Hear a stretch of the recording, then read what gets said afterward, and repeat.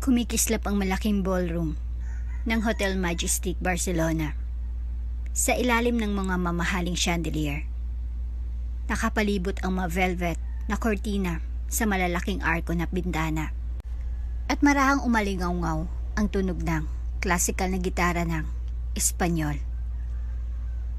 Nakasuot ng matikas na itim na tuxedo si Sergio Ortega Navarro, ang tagapagmana ng isa sa pinakamakapangyarihang angka ng bangko sa Espanya, ay walang kahirap-hirap na gumalaw sa gitna ng maraming tao. Ang kanyang malamig na ugali at matalim na pangay, kilala tulad ng pangalang Ortega. Sa kanyang tabi, nakatayo si Elena, matigas, nakasuot ng eleganteng pulang damit, nayakap ang kanyang payat na katawan. Kumakabog ang puso niya habang hawak ang isang baso ng vintage Rioja wine. Isa sa pinakaluma at pinakamahal na bote mula sa pribadong koleksyon ni Sergio, na umiikot ngayon sa gitna ng mga ilit ngayong gabi. Elena, bulong ni Sergio na nakakuyom ang panga habang napansin niyang masyadong mahigpit ang hawak niya sa baso. Huwag kang magpapakita. Sapat ng kahiyan na ginawa mo sa akin kamakailan. Lumunok si Elena, pinipigilan ang urge na sumagot. Alam niyang lugar niya, kahit papaano. Sa ngayong gabi, nag-host si Sergio sa isang charity gala na dinaluhan ng pinakamakapangyarihang negosyante at aristokrata ng Barcelona. Dapat perpekto ito. Pero may ibang plano ang tadhana. Tumahimik ang kwarto nang hindi sinasadyang mabangga ni Elena ang isa sa mga server. Nadulas ang baso ng Rioja mula sa kanyang kamay at bumagsak sa marmol na sahig. Nabasag na may nakakabinging tunog. Isang malaking pulang mantsa ang kumalat sa laylayin ng puting damit ng isang dayuhang diplomat. Kumalat ang mga bulungan sa buong ballroom. Elena! Sigaw ni Sergio. Hinawakan siya sa braso at hinila papunta sa isang madilim na koridor sa labas ng main hall. Bakal ang hawak niya at nagliliyab ang kanyang mga mata sa galit. Talagang hindi mo mapigilan ang sarili mo, ano? Asik niya. Sinira mong event ko sa harap ng buong syudad. Nangilid ang luha sa mata ni Elena habang sinusubukan niyang humingi ng tawad. Sergio, huwag. Malamig niyang putol. Mababa ang boses niya, makamandag. Masyado kitang tinis. Gusto mo ba ng totoo? Hindi kita minahal kahit kailan. Mas matindi ang sakit ng mga salita kaysa sa anumang sampal. Sumikip ang dibdib ni Elena, pero pinigilan niyang hikbi na kumakawala sa lalamunan niya. Matagal niyang hinala ito, pero ang marinig niyang sabihin ito ng malakas ay nag-iwan sa kanya ng kawalan. Sa sandaling iyon, isang malalim at kalmadong boses ang umalingaw-ngaw sa koridor. Senyorita Elena? Lumingon sina Sergio at Elena na nakita si Alejandro Ruiz, isang matangkad at marangal na lalaki na nakasuot ng tailored charcoal suit. Papalapit, ang presensya lang ni Alejandro ay nagpapahiwatig ng otoridad. Isa siyang kilalang diplomat at bilyonaryo. Isang taong may bigat ang pangalan, hindi lang sa Espanya, kundi sa buong Europa. Alejandro? Bulong ni Elena. Nakilala siya agad, kahit nanginginig ang boses niya sa gulat. Lumambot ang tingin ni Alejandro nang mapadako ito sa kanya. Anong ginagawa mo dito? Tanong niya. Hindi pinapansin si Sergio. Tumigas si Sergio. Agad nararamdaman ng pagbabago sa kapangyarihan. Nagsimulang kumalat ang mga bulungan at kuryosong tingin mula sa mga malapit na bisita habang marahang lumalapit si Alejandro kay Elena. May problema ba dito? Kalmado ang tono ni Alejandro, pero may bahid ng banayad na banta habang ang kanyang matatalim na mata ay tumingin sa kamay ni Sergio na nakahawak sa braso ni Elena. Wala. Mabilis na sagot ni Sergio. Binibitawan siya. Pero ang pagdating ni Alejandro ay nakapagpabahala sa kanya. Bakit nagpapakita ng ganitong pag-alala ang isang lalaking katulad ni Alejandro kay Elena? Bago pa makapag-ayos sa Sergio, lumapit ang isa sa kanyang mga executive na nagmamadali. Senyor Ortega, bulong ng lalaki sa kanyang tenga. Si Catalina. Lumala ang kanyang kondisyon, sabi ng mga doktor. Nauubusan na tayo ng oras. Nanlamig ang dugo ni Sergio. Si Catalina Morales, ang kanyang lihim na fiancé at tagapagmana ng Morales Oil Empire, ay nakikipaglaban para sa buhay sa isang pribadong hospital suit. Sa kabila ng kayamanan ng pamilya Ortega, wala pang nakitang tugmang donor ng bato. At kung wala ito, malungkot ang kapalaran ni Catalina. Mabilis na nag-isip ang kanyang isipan habang sumulyap siya kay Elena, na tahimik na nakatayo sa tabi ni Alejandro. Binabawi ang kanyang composure. Ang sitwasyon ay lumala. Gulo ang kanyang gala. Ang kanyang magiging asawa ay nasa bingit ng kamatayan. At ngayon si Alejandro, isang lalaki na may walang kapantay na impluwensya, ay kumakampi kay Elena. Kinuyom ni Sergio ang kanyang mga kamao. Dapat ngayong gabi ay patatagin ang kanyang kapangyarihan sa gitna ng elite ng Barcelona. Sa halip, ito ang nagmarka sa pagkasira ng lahat ng akala niyang kontrolado niya. Sa malayo, lumapit si Alejandro kay Elena at bumulong. Hindi mo kailangang manatili dito. Hindi kasama siya. Mukhang umiling si Elena. Tinatakpan ang kaguluhan sa likod ng kanyang matadag na mukha. Hindi ganun kadali, bulong niya. At sa unang pagkakataon sa loob ng maraming taon, naramdaman ni Elena na marahil lang, ang mga pader na maingat niyang itinayo sa paligid ng kanyang puso ay nagsisimula ng gumuho. Kinabukasan, matapos ang malaking gulo sa gala, nagising ang Barcelona sa ilalim ng maulap na langit. Dinidilig ng ambon ang mga kalsada ng syudad habang nakaupo si Sergio mag-isa sa kanyang opisina. Nakatitig sa leather-bound doser na nasa harap niya. Nagbuzz ang kanyang telepono kada ilang minuto. Nagdadala ng mga update tungkol sa lumalalang kondisyon ni Catalina mula sa ospital. Walang tugma, walang donor, walang solusyon.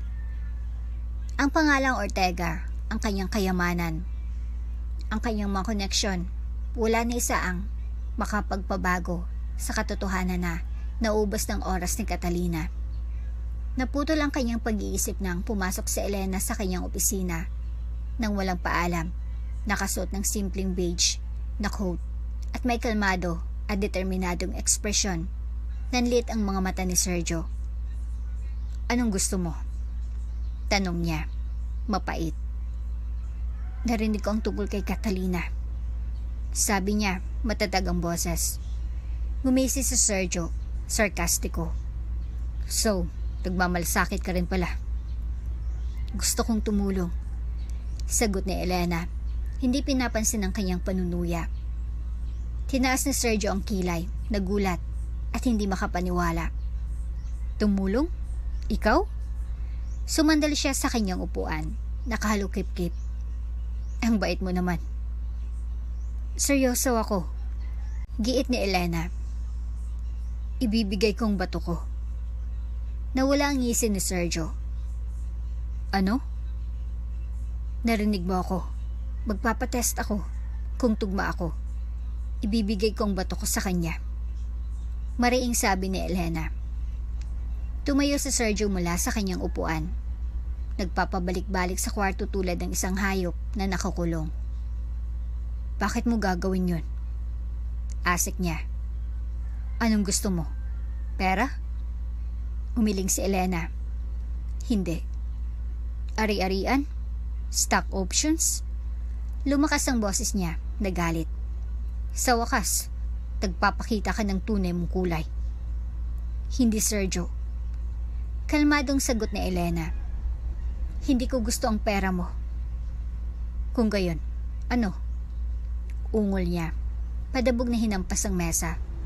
Lahat ng tao may presyo. Huminga ng malalim si Elena. Kinuha ang lahat ng lakas ng loob niya. Gusto kong pakasalan mo ko. Umalingaw ang tawa ni Sergio sa buong opisina. Mapait at matalim. Pakasalan kita? Nawala ka na sa katinuan. Seryoso ako. Sabi ni Elena. Kailangan mo ng donor para iligtas si Catalina. Handa akong gawin iyon. Pero kung gagawin mong opisyal ang kasal natin, walang annulment, walang lusot. Baliw ka. Asik ni Sergio. Mapanganib na, mababang boses. Bakit mo gugustuhin yon? Kinagat ni Elena ang kanyang ibabang labi. Sinusubukang itago ang kahinaan sa likod ng kanyang mga salita. Dahil sa kabila ng lahat, mahal pa rin kita. Kinuyom ni Sergio ang kanyang panga. Mabilis na nag-iisip. Sinabi ng kanyang pride na tumanggi. Naitapon siya palabas ng kanyang opisina. Pero ang bigat ng marupok na kondisyon ni Catalina ay nakabitin sa kanya. Bahagyang nanginig ang kanyang makamay habang lumulubog ang realidad. Mapapayaman kita ng higit pa sa inaakala mo. Kontra niya. Talikuran mo ang pagiging isip bata mo at ibibigay ko ang kahit ano. Hindi. Sagot ni Elena. Hindi ko gusto ang kayamanan, Sergio. Gusto kita. Frustrated, sumugod si Sergio papunta sa kanya, nakatayo sa harap niya na may matatalim na mata. Itatali mo talaga ako sa isang peking kasal dahil dito? Oo. At ayos lang sa iyo na alam mong hindi kita mamahaling kahit kailan? Lumambot ang boses niya sa isang malupit na bulong. Hindi ko na inasahan ang pagmamahal mo. Pagsisinungaling niya kahit nasasaktan ang puso niya. Tumalikod si Sergio, sinusubukang itago ang bagyong nagbabanta sa loob niya.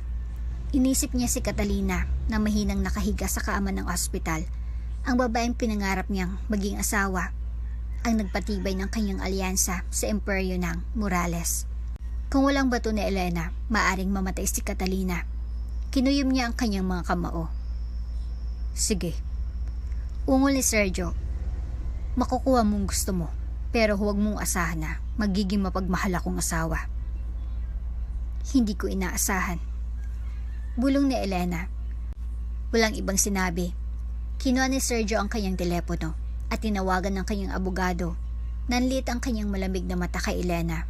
Tinatakpan ng nag-aatubiling pagsuko sa likod ng kanyang pride. Magkakaroon ka ng kasal mo. Asik niya. Pero huwag mong isipin kahit saglit na may magbabago dito. Habang nagbibigay siya ng mga tagubilin sa kanyang abogado, nakatingin si Elena sa labas ng bintana, pinapanood ang ambon na dumidilig sa salamin. Nagkakagulo ang puso niya, parehong nagtatagumpay at nasisira. Sa malayo, ang matataas na tore ng La Sagrada Familia ay nakatayo sa syudad, tahimik na saksi sa mapanganib na laro na kanyang pinasok.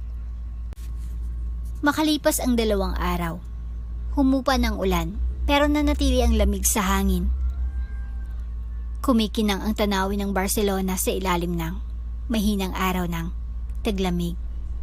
Habang nakatayo sina Sergio at Elena sa loob ng makasaysayang gusali ng gobyerno. Ang mga pader na bato nito ay may linya ng mga siglo ng mga family crest at tapestries. Mabaho ang silid na bahagyang amoy ng insenso at lumang kahoy. Pero hindi nito naitago ang tensyon na nanatili sa pagitan nila. Matigas na nakatayo si Sergio, nakasuot ang perfecto tailored navy suit. Malamig at malayo ang mga mata. Si Elena, nakabalot ng isang simpleng ivory na damit, ay nanatiling nakataas ang ulo sa kabila ng bagyo ng emosyon na umiikot sa loob niya. Naglinis ng lalamunan ang maestrado. Tinatanggap mo ba, Sergio Ortega Navarro, si Elena de la Vega bilang iyong legal na asawa? Halos hindi gumalaw ang labi ni Sergio habang bumubulong. Oo. At tinatanggap mo ba, Elena de la Vega, si Sergio Ortega Navarro bilang iyong legal na asawa? Oo, sagot niya kahit bahagyang nanginginig ang boses niya. Marahang tumundog ang gavel. Kayo ngayon ay legal na kasal. Dapat ay masayang sandali ito. Pero nakakasaka lang katahimikan sa silid. Walang kaibigan, walang pamilya. Isang pares lang ng nag-aatubiling kaluluwa na nakatali sa pangangailangan. Hindi nag-aksaya ng oras si Sergio. Sa sandaling pinalabas sila ng mahistrado. Padabog siyang lumabas ng silid. Iniwan si Elena na tahimik na sumusunod sa likod niya. Mabilis silang dinala ng itim na brown car papunta sa ospital kung saan nakahiga si Catalina sa walang malay. Sa loob ng kotse, nakatingin si Sergio sa labas ng bintana. Nakakuyom ang panga. Hindi nangas na magsalita sa Elena. Nararamdaman niya ang distansya sa pagitan nila na lalong bumibigat sa bawat segundo. Pagdating nila, ang sterile na pader ng ospital at ang matapang na amoy ng antiseptics ay hindi nakatulong para aliwin ang balisang puso ni Elena. Mabilis siyang dinala sa pre-surgical suite kung saan naghihintay ang transplant team. Habang pinipirmahan niya ang mga consent form, napadako ang mga mata niya kay Sergio. Nakatayo lang sa labas ng glass door, nakahalukip-kip at mas malamig pa sa yelo ang mga mata. Walang pasasalamat, walang kabaitan, isang tahimik na paalala lang ng mapait na transaksyon na kanilang tinapos. Tugma kayo. Mahinang kumpirma ng doktor kay Sergio ilang sandali ang lumipas. Maaari na tayo magpatuloy agad. Hindi halos makita ang tango ni Sergio. Mabilis na inihanda si Elena para sa operasyon. Pagkalipas ng ilang oras, nang magising si Elena na groggy at mahina, wala si Sergio. Ang sterile na kisame sa itaas niya ay lumabos sa mga luha habang bumagsak sa kanya ang bigat ng kanyang desisyon. Iniligtas niya ang buhay ni Catalina at itinali ang kanyang sarili magpakailanman sa isang lalaki na hindi kayang manatili sa kanyang tabi. Samantala, matanggumpay ang operasyon ni Catalina. Naging stable ang kanyang vitals. Bumalik ang kulay ng kanyang pisngi. At sa unang pagkakataon sa loob ng ilang linggo, kumislap ang pag-asa sa mga koridor ng ospital. Pero si Sergio, sa halip na magdiwang, ay nakatayo lang mag-isa sa isang tahimik na sulok ng hardin ng ospital. Nasa ibang lugar ang kanyang isip. Ligtas ang babaeng nakahiga sa ICU. Pero ang presyong binayaran niya, ang pagpapakasal kay Elena, ay parang mga tanikala na humihigpit sa kanyang lalamunan. Nang gabing iyon, nang bigyan siya ng update ng mga doktor, sinabi lang niya, "Mabuti." At umalis sa ospital. Umuwi siya sa kanyang malaking villa sa Barcelona. Iniwan ang parehong babae. Lumipas ang 2 araw bago na-discharge sa Elena. Inihatid siya pabalik sa villa ni Sergio. Nagpapagaling pa rin mula sa operasyon. Pagdating niya, nakaupo si Sergio sa malawak na sala. May hawak na baso ng whiskey. Hindi man lang tumaas ang tingin niya nang pumasok siya. Buhay na si Catalina. Tapos ng transaksyon. Nang hindi mo lang siya tinitingnan, malamig na sinabi ni Sergio, "Ang kasal na ito, wife, tinta lang sa papel. Huwag mong ipagmalaki sa iba." Mahigpit na hinawakan ni Elena ang handrail. Mahinang katawan pero buong determinasyon. "Alam ko." Bulong niya, pero sa loob niya, umaasa pa rin ang puso niya ng higit pa. Habang nawawala si Sergio sa kanyang study, napagtanto ni Elena na kahit nailigtas niya ang buhay ni Catalina, nawala niyang sarili niya sa proseso. Ang mga ginintuang chandelier at marangyang hall ng villa ay mas malamig kaysa sa mga bakanting kalsada sa labas. Ang villa ng mga Ortega, isang malawak na lupain sa gitna ng Barcelona, ay palaging simbolo ng kapangyarihan at prestiyoso. Ngayon, para kay Elena, parang gininto ang kulungan nito.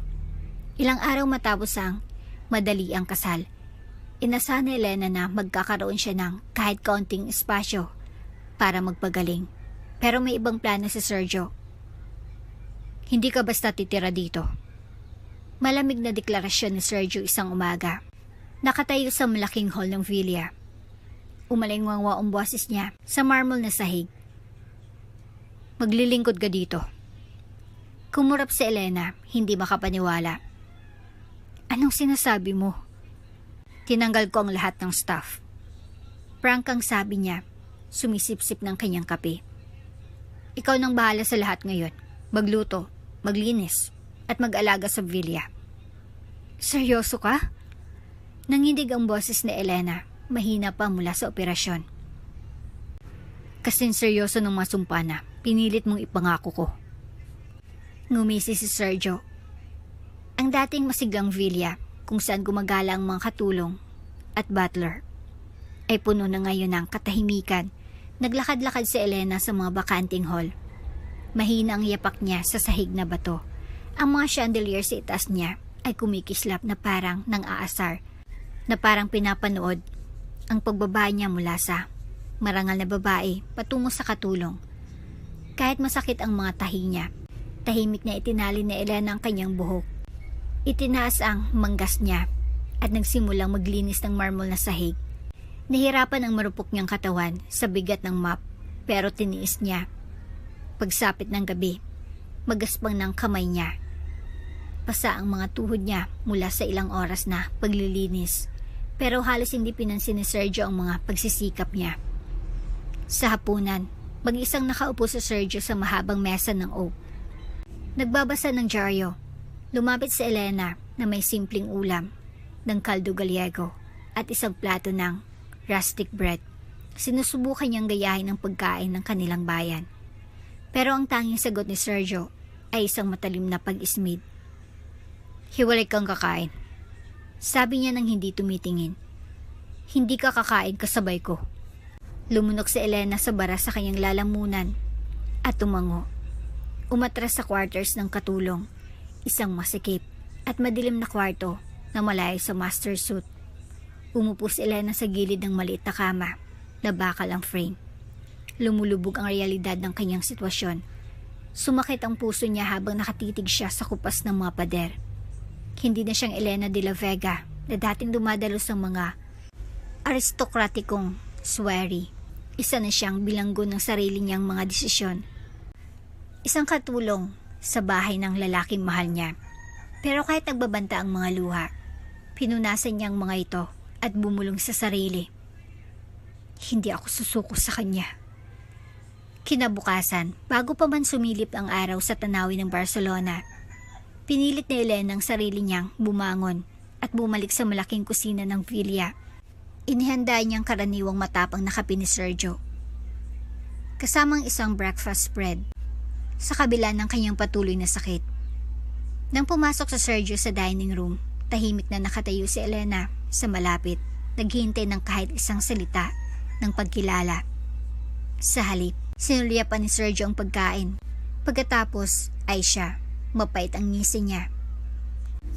At least, may silbi ka na sa wakas. Pagkatapos noon, sumipsip siya ng kanyang kape at bumalik sa pagbabasa. Kinagat ni Elena ang kanyang labi. Pinipigilan ang lumalaking bagyo sa loob ng kanyang dibdib. Sa kabila ng lahat, ang kahiyan, ang mga insulto. Kumapit siya sa isang marupok na pag-asa. Malalim sa loob niya, naniniwala siyang hindi kasing lamig ng kilos niya ang puso ni Sergio. Kinumbinsi niyang sarili sa likod ng bawat malupit na salita ay isang lalaking nagpapagaling pa rin ng mga lumang sugat. Kaya, tulad ng isang multo, tahimik na gumalaw si Elena sa buong villa, naglilinis ng sahig, nagpapakintab ng pilak, at nag-aalaga sa mga hardin. Naging asawa at katulong siya sa isang lalaking tumatangging makita siya bilang kahit anuman. Gayunpaman, sa bawat araw na lumilipas, lalong bumibigat ang bigat sa kanyang puso. At gayunpaman, tiniis niya. Isang kulay abong kumot ang ibinaba ng taglamig sa Barcelona. At ang dating masiglang villa ng mga Ortega ay mas malamig kaysa sa dati. Pareho simula ng bawat araw. Gumigising si Elena bago mag-umaga. Inaasikaso ang mga gawaing bahay habang nananatiling walang pakialam si Sergio. Madalas umaalis ng villa ng ilang oras o umuuwi ng gabi, amoy whiskey at kawalan ng pakialam. Ang mga pasa mula sa kanyang operasyon ay kumukupas na, pero ang mga pasa sa kanyang puso ay lumalalim. Isang umaga, habang maingat na inaayos ang almusal ni Sergio, hindi sinasadyang natapon ni Elena ang ilang patak ng olive oil sa marble na sahig. Bago niya ito mapunasan, umalingaw ang mabibigat na yapak ni Sergio sa hallway. Hindi mo lang kayang gawin ang mga simpleng gawain. Asik niya habang tinatapakan ng kanyang leather shoes ang mantsa. Yumuko si Elena. Lilinisin ko po. Umirap si Sergio. Sa tingin mo ba makakalimutan ko kung bakit tayo nasa peking kasal na ito? Kung magpapanggap kang masunuring katulong? Sumikip ang lalamunan ni Elena, pero bumulong siya. Hindi po. Lumapit siya. Bumaba ang boses niya sa isang makamandag na bulong. Mabuti. Dahil hindi kita mamahalin kahit kailan. Tumagos ang mga salitang iyon sa kanya. Mas matalim pa kaysa sa mga kutsilyo. Pero tumangulang sa Elena at nagpatuloy sa paglilinis ng sahig. Nang araw ding iyon, habang nagpupunas ng alikabok sa malaking library, napansin ni Elena ang leather gloves ni Sergio na basta na lang itinapon sa isang tambak ng hindi pa nababasang dokumento. Maingat niyang tinupi ang mga ito, inilagay sa kanyang mesa. Pero nang bumalik si Sergio at makita ang mga ito, itinulak lang niya ang mga ito sa sahig nang walang sinasabi. Nasasanay na si Elena sa maliliit na kalupitan. Ang malamig na titig sa oras ng pagkain, ang mga padabog na pagsara ng pinto na umalingaw sa mga bakanting koridor, ang katahimikan na napakakapal na parang dumidiin sa kanyang mga baga. Gayunpaman, sa kabila ng kadiliman, patuloy siyang kumakapit sa marupok na pag-asa. Isang gabi, nakatayo siya sa labas ng study ni Sergio. Mula sa loob, naririnig niyang mahinang bulungan. Ang tawag niya sa telepono. Oo. Malamig na sabi ni Sergio. Kansilahin ang listahan ng bisita. Hindi ako mag-host ng Christmas party ngayong taon. At huwag mo akong tanungin tungkol kay Catalina. Tapos na iyon. Umatras si Elena, nagulat. Pinutol niya bang ugnayan kay Catalina? O isa na naman itong nagpapakita ng kapangyarihan? Nang lumabas si Sergio, nagtama ang kanilang mga mata. Sa isang iglap, may nakita si Elena. Sakit, marahil, pagsisisi. Pero mabilis itong nawala. Elena, maikli niyang sabi. Sa kusina, ngayon. Walang imik siyang sumunod sa kanya. Sa kusina, nakaupo si Sergio sa dulo ng mahabang mesa habang kinakaba na inilalagay ni Elena ang bagong lutong tortilla, Espanyola, at mainit na baguette sa harap niya. Kumagat siya at agad na ng pangiwi. Masyadong maalat. Magsisimula sana sa Elena, pero itinaas sa Sergio ang kamay niya. Huwag mong sayangin ang hininga mo. Matagal ang katahimikan sa pagitan nila. Nakatayo si Elena sa tabi ng pader. Pinapanood si Sergio habang pinipilit niyang kainin ang pagkain na halos hindi niya malasahan. Sa gabi, sa kanyang masikip na quarters ng katulong, niyakap ni Elena ang kanyang mga tuhod at tumitig sa kisame.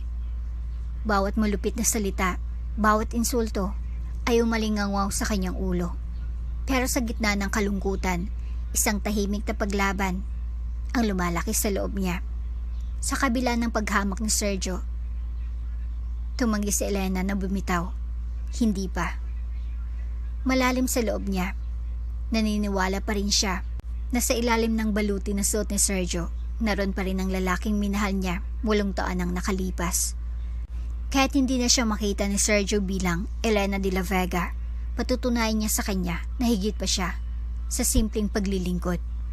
Kumikislap ang vilya ng mga Ortega sa mahinang liwanag ng kandila habang nag-host si Sergio ng isa sa marangyang selebrasyon ng kaarawan. Pinupuno ang malaking hall ng mga elite ng Barcelona. Umalingaw ang musika at tawanan sa ilalim ng matataas na kisame habang mga waiter na nakasuot ng malinis na itim na suit ay gumagalaw sa gitna ng maraming tao. naghahain ng Riowa wine. Si Elena, nakasuot ng simpleng itim na damit ng katulong, ay gumalaw na parang anino sa gitna ng mga bisita. Nagdadala siya ng matray, nagpupuno ng mga baso, at tinitiis ang matagal na titig mula sa mga nakakakilala sa kanya bilang asawa ni Sergio. Pero nakikita niya sa ngayon bilang wala ng iba kundi isang katulong. Mula sa kabilang dulo ng hall, nakatayo si Sergio na nakipag-usap sa isang grupo ng mga business magnates. Nagpapanggap na hindi siya umiiral. Nang lumapit ang isang bisita at bumulong, "Hindi ba't asawa mo yan?" Ngumisi lang si Sergio. Wala siyang sinuman. Malamig niyang sagot. Naramdaman ni Elena ang sakit mula sa kabilang kwarto, pero pinanatili niya ang kanyang composure. Habang tumatagal ang gabi, biglang bumukas ang pinto ng ballroom. Si Alejandro. Pumasok na nakasuot ng matikas na tailored suit. Ang kanyang presensya ay nag-uutos ng agarang atensyon. Pinalibutan ng dalawang matitikas na bodyguard. Inilibot niya ang kanyang mga mata sa kwarto hanggang sa mapadako ito kay Elena. "Elena de la Vega," sabi ni Alejandro, sapat na lakas para patahimikin ang buong hall. Nagbulungan ng mga tao. Sinabi niya, "De la Vega?" Kumunot ang noo ni Sergio. "Alejandro?" Bulong niya. Diretsong naglakad si Alejandro papunta kay Elena. Huminto sa harap niya. Bahagya siyang yumuko at parang may senyales. Lumuhod ang kanyang mga bodyguard. "Senyorita Elena." Bati ni Alejandro na may malalim na respeto. Napatigil ang kwarto, nakatingin ang mga bisita na hindi makapaniwala habang si Sergio ay nawala ng kulay sa mukha. Kumakabog ang puso ni Elena. Hindi niya inasahan ito. Hindi dito, hindi ganito. "Tama na." Tahimik na sabi ni Elena kay Alejandro, umiling. Pero matatag na nakatayo si Alejandro. Wala ng pagtatago. Sumugod si Sergio papunta sa kanila. "Anong nangyayari?" Humarap si Alejandro sa kanya, malamig at kalmado. "Pinakasalan mo si Elena de la Vega, tagapagmana ng isa sa pinakaluma at pinakamakapangyarihang aristokratikong pamilya sa Espanya."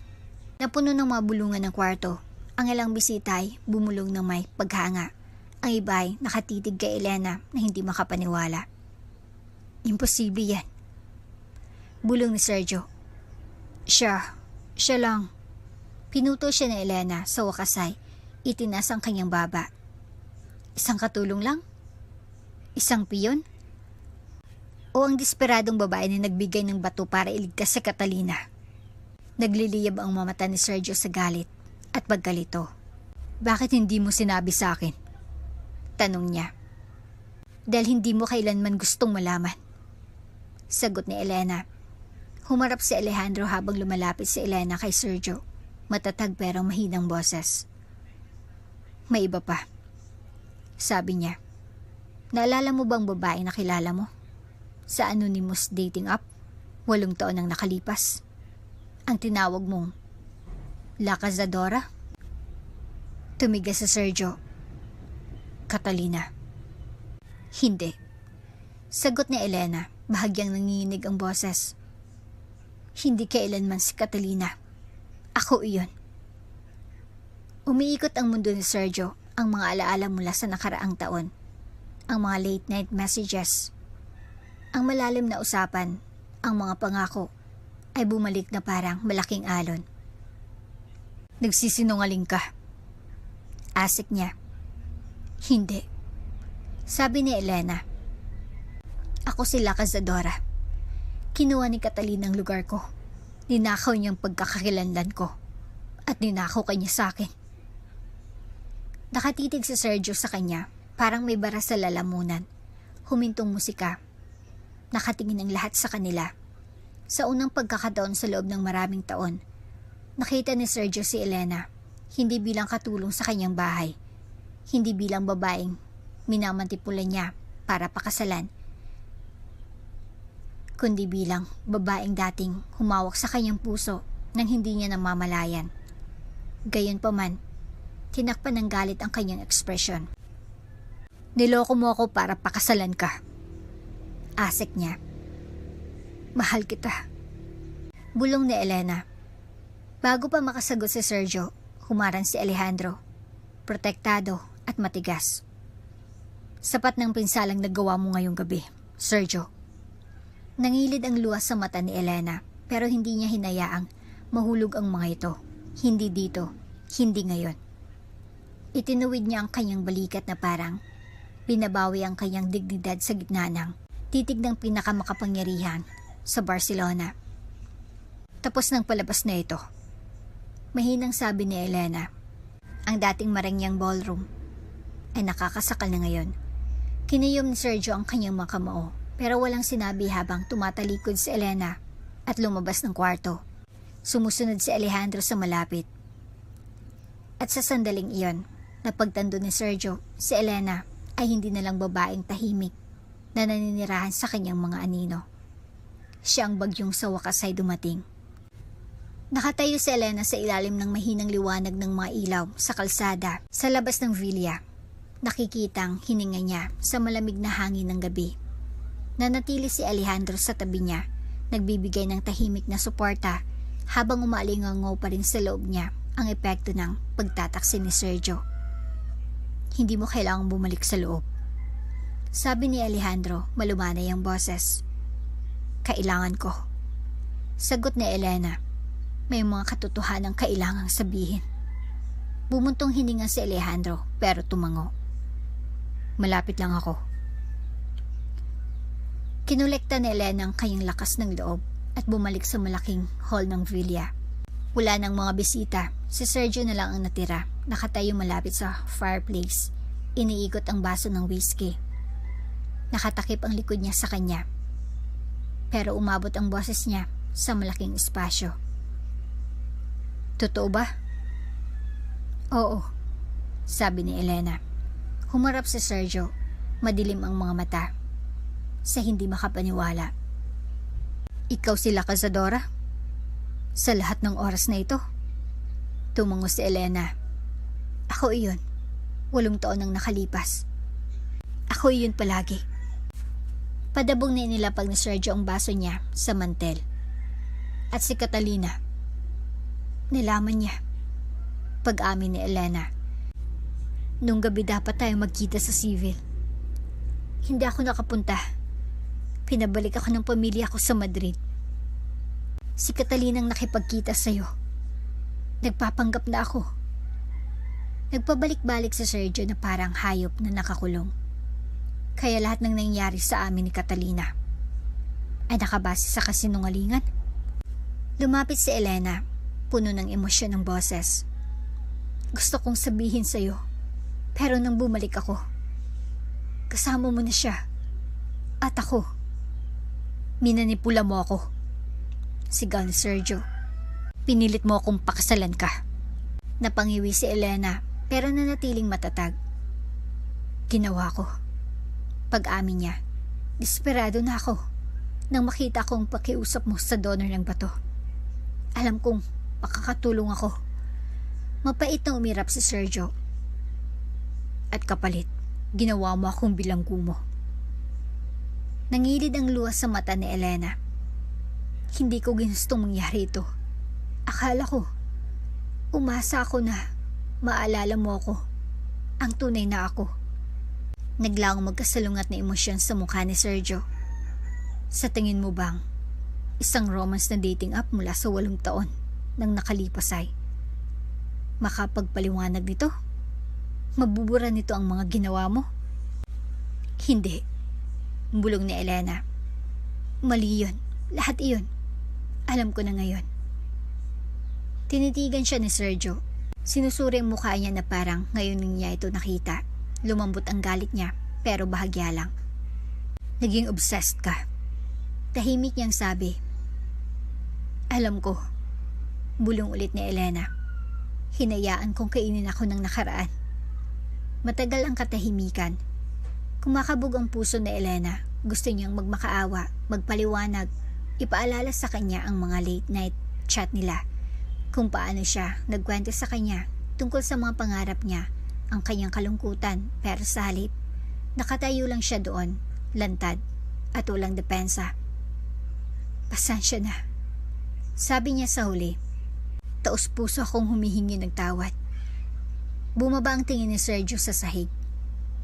Tama ka sa isang bagay. Bulong niya. Hindi ko hinayaang maalala ko. Siguro dahil malalim na sa loob ko. Ayaw ko. Duman ang bahagyang kalungkutan sa kanyang mga mata, pero mabilis itong nawala. Pinalitan ng matigas na titig. Hindi kita mahal, Elena. Malamig niyang sabi. Hindi kita mamahalin kahit kailan. Sumikip ang dibdib ni Elena. Kahit alam mo ng totoo ngayon? Oo. Mariing sagot ni Sergio. Tumulang luwas sa kanyang pisngi. Kung gayon, wala nang ipaglalaban. Muling tumalikod si Sergio sa kanya. Habang umaalis si Elena, nadurog ang puso niya. Pero sa pagkasira na iyon, may kumawala rin sa loob niya. Panahon na para bumitaw. Pagdating niya sa pinto, naghihintay si Alejandro. Handa ka na? Malumanay niyang tanong. Tumango si Elena. Oo. Sa unang pagkakataon sa loob ng maraming taon, alam niya na kung anong kailangan niyang gawin. Kinabukasan, parang mas magaan ang preskong hangin ng Barcelona habang naglalakad si Elena sa makikitid na kalsada na bato malapit sa villa ng mga Ortega. May bitbit na maliit na baleta. Tahimik na naglalakad si Alejandro sa tabi niya, pero nagbabantay. Kailangan kong gawin itong mag-isa, sabi ni Elena nang makarating sila sa isang maliit at sosyal na cafe sa distrito ng Example. Tumango si Alejandro. Maghihintay ako sa labas. Sa loob, nakita ni Elena si Catalina na nakaupo sa isang mesa, nakasuot ng dark sunglasses at designer coat. Nagpapahiwatig ng karaniwan niyang malamig na karangyaan. Elena, bati ni Catalina, tinatanggal ang kanyang sunglasses. Maingat ang tono. Catalina. Kalmadong sagot ni Elena habang umuupo sa harap niya. Hindi ako pumunta rito para makipag-away. Ngumisi si Catalina na parang alam ang lahat. Pumunta ka para sumuko, hindi ba? Mahinang bumuntong hininga sa Elena. Oo. Sandaling nawala ang pagiging mapagmataas ni Catalina. Minanipula ko si Sergio. Pag-amin ni Elena. Pero ginawa mo rin iyon. Kumislap ang mamata ni Catalina. Anong gusto mo sa akin? Wala. Mahinang sabi ni Elena. Aalis na ako. Sa kanya. Sa kasal na ito. Sa lahat. Sumandal si Catalina. Nakahalukip-kip. Kaya sumusuko ka na lang? Hindi. Sagot ni Elena. Pinapalaya ko siya. At pati ako. Tinitigan siya ni Catalina. Hinahanap ang mabitak sa kanyang composure. Pero nanatiling matatag si Elena. Kahit payapa. Mahal mo pa rin siya? Tanong ni Catalina pagkatapos ng ilang sandali. Sumakit ang dibdib ni Elena, pero tumango siya. Oo. Pero ang pagmamahal ay hindi tungkol sa pagpilit sa isang tao na manatili. Sa unang pagkakataon, walang masamang komento si Catalina. Sa halip, nanatili ang tensyonadong katahimikan sa pagitan nila. Mga hindi sinasabing pagsisisi na lumulutang sa hangin. Walang ibang sinabi, tumayo si Elena. Paalam, Catalina. Habang lumalabas si Elena sa cafe, tumulang luwas sa kanyang pisngi. Pero hindi niya ito pinunasan. Sinalubong siya ni Alejandro sa labas, nararamdaman ang bigat na nawala sa kanyang mga balikat. Nagawa mo. Malumanay niyang sabi. Oo. Bulong ni Elena. Tapos na. Binuksan ni Alejandro ang pinto ng kotse para sa kanya. Saan tayo pupunta? Sa civil. Sabi niya, matatag ang boses. Habang umaalis ang kotse, sa masisiglang kalsada ng Barcelona, pinanood ni Elena ang syudad na nawawala sa likod niya. Sa unang pagkakataon sa loob ng maraming taon, naramdaman niyang malaya siya. Ang magulong web ng kasinungalingan, guilt, at obsession ay nasa likod niya na sa wakas. Naghihintay ang civil, tahanan, pamilya, at marahil, isang bagong simula. At ang puso niya, alam ni Elena, ito ang katapusan ng kanyang kwento kay Sergio at ang simula ng bago. Sinalubong ng mamalalambot ng burol ng Andalusia si Elena habang tumatawid ang kanyang kotse papasok sa civil. Amoy ng mga bulaklak ng orange ang bumalot sa hangin habang bumukas ang makasaysayang kagandahan ng syudad. Mga puting gusali, mga eleganteng balkonahe na bakal, at mga kalsada na bato na nagbubulong ng mga siglo na nakalipas. Tumingin si Elena sa labas ng bintana, kumakabog ang puso habang papalapit ang kotse sa mga tarangkahan ng ancestral estate ng kanyang pamilya, ang asyenda ng mga De La Vega. Bumukas ang matataas na tarangkahan, nagpapakita ng malaking villa na napapalibutan ng mga taniman ng olibo at mais na hardin. Dose-dosen ng staff ang nakatayo ng maayos sa tabi ng daan, pero si Don Esteban de la Vega, ang ama ni Elena, nakatayo sa tutok ng malaking hagdan. Nakahalukip-kip ang kanyang presensya ay kasing commanding gaya ng dati. Si Alejandro, nakaupo sa tabi ni Elena, nagbigay sa kanya ng nakakapanatag na tango.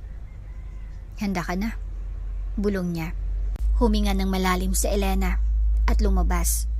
Habang papalapit siya sa kanyang ama, sumugod ang maalaala ng pagkabata, mahigpit na aral sa etiquette at ang kanyang mataon ng pagrerebelde.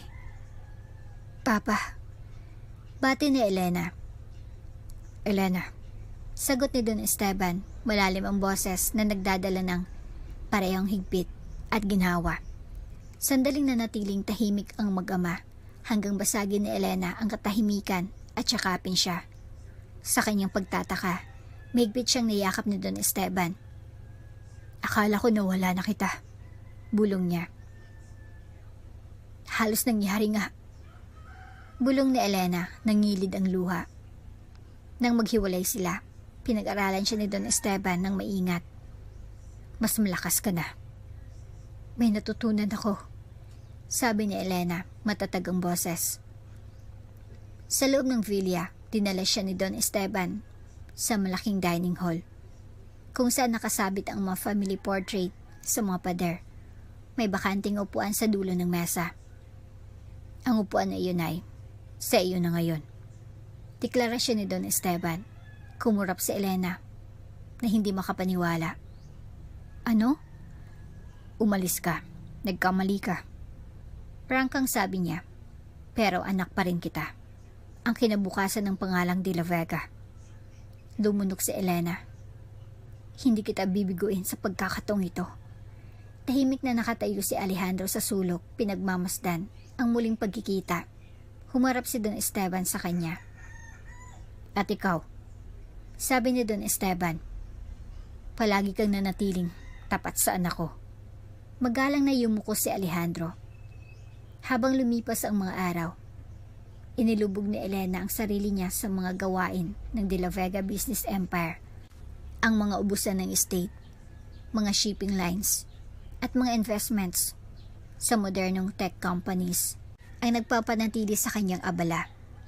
Gayunpaman, sa bawat pagkakataon na pumapasok siya sa boardroom, pinalibutan ng mga advisor at shareholders, naglalakad si Elena na may bagong biyaya at otoridad. Nawala ng desperadong babae na nakilala ni Sergio sa Barcelona. Dito, si Elena ay isang De La Vega, matatag, may kakayahan. Isang gabi, habang pinapanood ang paglubog ng araw sa civil mula sa terrace, sumama si Alejandro sa kanya na may 2 baso ng Rioja. Ang ganda ng pag-a-adjust mo sa bahay na ito, puna niya. Mahinang ngumiti si Elena. Parang nakauwi ako. Nandito ka na. Habang nag-clink ang kanilang mabaso, sandaling gumalang isip ni Elena sa Barcelona, kay Sergio at Catalina. Pero mabilis niyang itinaboy ang mga ito.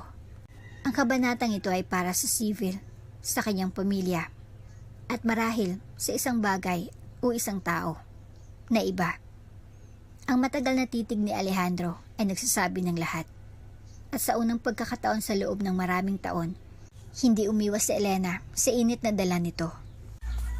Ang magandang katedral sa Civilay, naliligo sa ginintuang sinag ng araw habang tumutunog ang mga kampana ng simbahan sa buong plaza.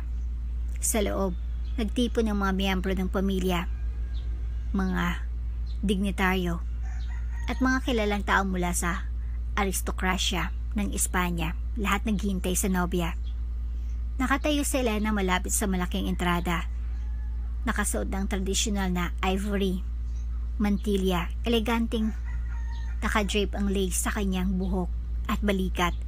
Ang kanyang gown, simple pero marangal, ay nagpapakita ng kanyang modernong biyaya at malalim na paggalang sa kanyang pumana.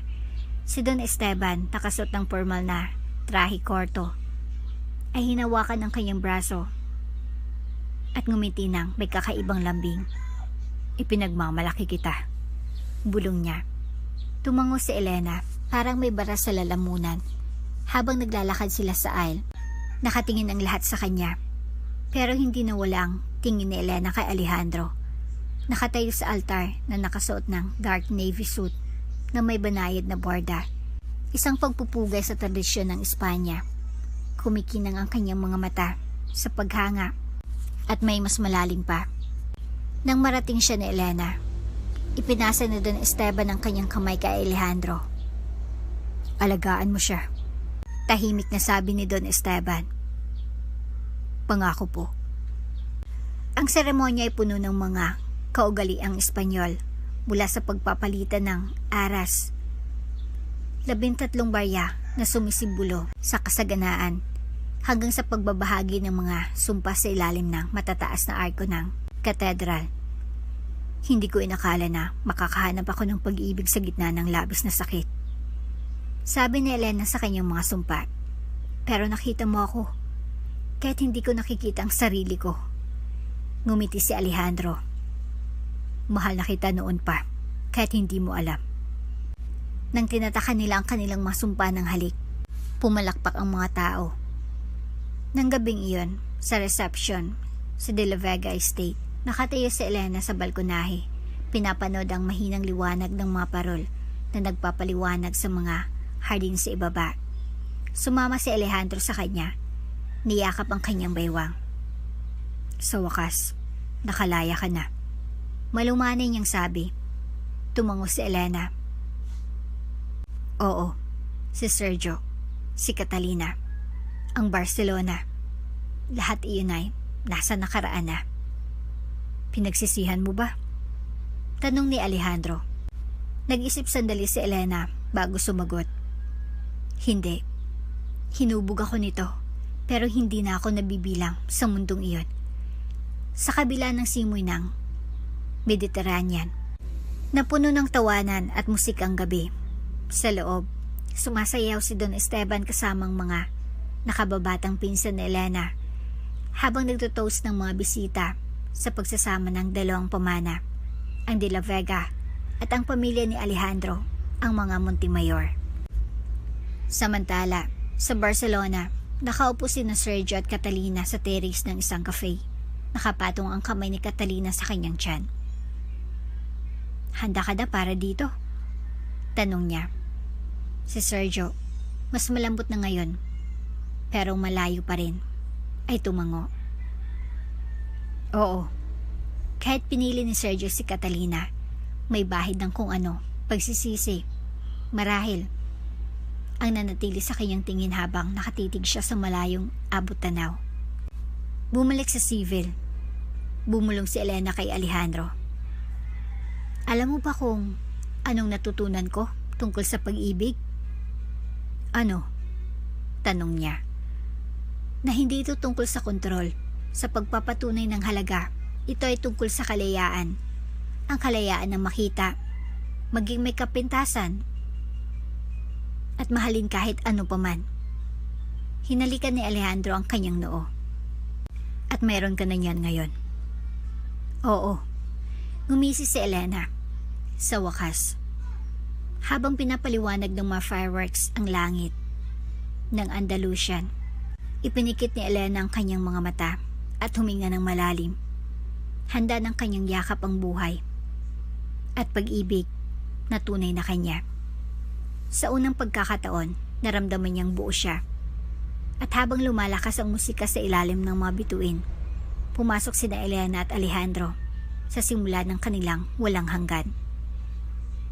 At dito na nga po nagtatapos ang ating kwento. Hanggang sa muli.